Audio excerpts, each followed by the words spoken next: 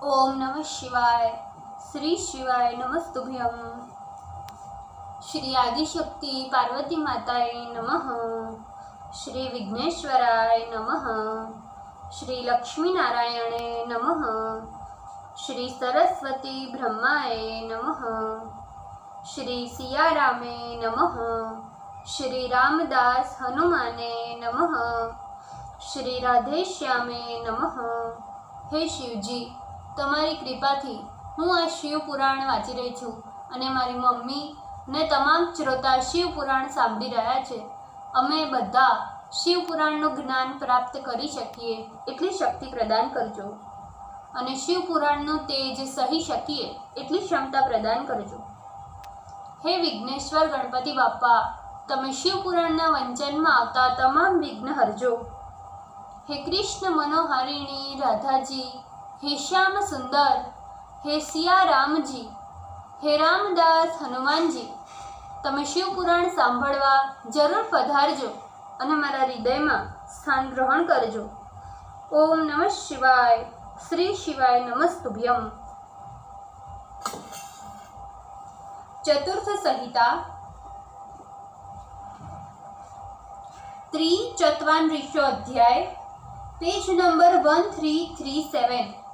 ज्ञान का निरूपण और शिव विज्ञान के फल का वर्णन। सुत जी बोले, हे ऋषियों, अत्यंत गोपनीय पर मुक्ति स्वरूप शिव ज्ञान को मैंने जैसा सुना है वैसा कहता हूँ। आप लोग सावधान चित्त से सुने। ब्रह्मा, नारद, सनत कुमार, व्यास एवं कपिल के समाज में शिवजी ने निश्चय करके जैसा कि कहा है, ये सारा जगत ही शिवमय है, ऐसा ज्ञान निरंतर रखना चाहिए। इसी प्रकार सर्वज्ञ विद्वान को शिव ही जगन्मय है ऐसा जानना चाहिए। ब्रह्म से लेकर तृण पर्यंत जो कुछ संसार में दिख रहा है वह संपूर्ण शिव ही है ऐसा कहा जाता है। जिस समय उनकी इच्छा होती है तभी वे इस संसार की सृष्टि करते हैं। वे सबको जानते हैं किंतु उन्हें कोई नहीं जानता। वे इस जगत का निर्माण कर उसमें प्रविष्ट होते हुए भी दूर ही रहते हैं। एक दृष्टि से वे चित्त स्वरूपवान है, जगत से निर्लिप्त है, अतः प्रविष्ट होते हुए भी अप्रविष्ट जैसे रहते हैं। जिस प्रकार जल में अग्नि आदि तेज की परछाई का भान होता है, यथार्थ रूप से उसका वह स्वरूप नहीं है, उसी प्रकार शिव भी प्रतिबिंब रूप से इस जगत में भाषित होते हैं किंतु उसमें लिप्त नहीं रहते। यथार्थ में वह शुभ पर ब्रह्म एवं स्वयं सबको आक्रांत कर भाषित होता है। बुद्धि का भ्रम ही अज्ञान है। शिव के अतिरिक्त और कोई वस्तु नहीं है। संपूर्ण दर्शनों में बुद्धि का भेद ही दिखाई पड़ता है किंतु वेदांत मतानुयायी लोग नित्य ही अद्वैत मत का प्रतिपादन करते हैं। शिव जी ने कहा, यद्यपि ये जीव मेरा ही अंश है किंतु अविद्या से मोहित हो परतंत्र होने के कारण अपने को ईश्वर से अलग मानता है। फिर भी अविद्या से मुक्त हो जाने पर वह साक्षात शिव हो जाता है। यह सब जगत व्याप्त है और शिवजी सभी जंतुओं में व्यापक स्वरूप से स्थित है। सर्वत्र जड़ चेतन के ईश्वर भी वही शिव है। जो विद्वान वेदांत मार्ग का आश्रय कर इस प्रकार शिव दर्शन का उपाय करता है वह शिव दर्शन का फल प्राप्त करता है। जिस प्रकार अग्नि प्रत्येक काष्ठ में व्यापक रूप से स्थित हो रहा है किंतु जो उस काष्ठ का मंथन करता है उसे ही अग्नि का दर्शन प्राप्त होता है।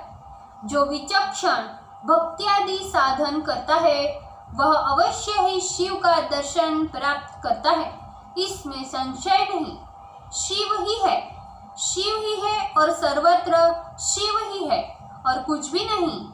एक शंकर ही भ्रांति एवं नाना स्वरूप से निरंतर भासते रहते हैं। जिस प्रकार समुद्र, मृत्तिका एवं सुवर्ण उपाधि से अनेक भाव को प्राप्त होते हैं, उसी प्रकार शिव भी उपाधि भेद से अनेक प्रकार के हैं। वास्तव में कार्य कारण में कुछ भी भेद नहीं है, केवल बुद्धि की भ्रांति से अनंतर दिखाई पड़ता है। किंतु बुद्धि की भ्रांति के दूर हो जाने पर सारा भेद दूर हो जाता है। जिस प्रकार बीज, अंकुर, शाखा, पल्लव आदि रूप से अनेक प्रकार से प्रकाशित होता है, अंत में बीज ही शेष रहता है और वृक्ष नष्ट हो जाता है। ज्ञानी बीज स्वरूप है और प्ररोह प्रकृति माना जाता है, किंतु प्रकृति के नष्ट हो जाने पर ज्ञानी बीज शेष रहता है, इसमें संदेह नहीं। सब जगत शिव है तथा शिव ही सर्व जगत है। इन दोनों में कुछ भी भेद नहीं है। वह किस प्रकार से अनेक दिखता है और किस प्रकार से उसमें एकता दिखाई पड़ती है, इसका उत्तर इस प्रकार है। जिस प्रकार एक ही सूर्य जलादिकों में अनेक रूप से दिखाई पड़ते हैं, उसी प्रकार एक ही शिव भ्रांति रूप से अनेक रूप में भासते हैं। जिस प्रकार आकाश सर्वत्र व्यापक होकर भी स्पर्श से बद्ध नहीं होता, उसी प्रकार सर्वव्यापक परमात्मा कभी भी बद्ध नहीं होता। जीव स्वयं अहंकार सहित है और शिव अहंकार युक्त है। जीव स्वयं तुच्छ तथा कर्म भोगने वाला है, किंतु शंकर महान एवं निर्लिप्त है। जिस प्रकार एक सुवर्ण, चांदी आदि से मिलकर स्वल्प मूल्य वाला हो जाता है, उसी प्रकार शुद्ध जीव भी अहंकार युक्त हो जाने पर अल्पज्ञ हो जाता है। जिस प्रकार स्वर्ण आदि का क्षार आदि से शोधित होकर शुद्ध हो जाने पर पहले के समान मूल्य प्राप्त करता है, उसी प्रकार अहंकारी जीव भी संस्कार करने पर शुद्ध होता है। पहले श्रेष्ठ गुरु को प्राप्त कर भक्ति भाव सहित शिव बुद्धि से उनका पूजन तथा ऊंचे स्वर से स्मरण करें। ओम नमः शिवाय। श्री शिवाय नमस्तुभ्यम। भूल चूक माफ करजो श्रीजी, कृपा राखजो। આજના શિવપુરાણના વંચનનું પુણ્ય મને પ્રદાન કરજો શ્રીજી। ઓમ નમઃ શિવાય। શ્રી શિવાય નમસ્તુભ્યમ।